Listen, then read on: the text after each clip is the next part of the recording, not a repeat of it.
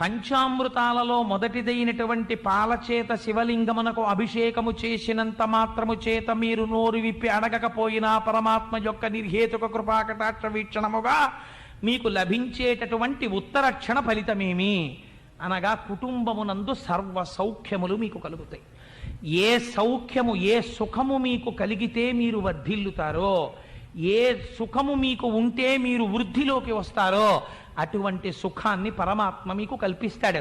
ఏమండి, నేను శివలింగానికి ఆవు పాలతో అభిషేకం చేశాను, నాకేమో జిల్లా కలెక్టర్ పోస్ట్ రాలేదేమిటండి అని మళ్ళీ వచ్చి నా కాలర్ పట్టుకోకండి.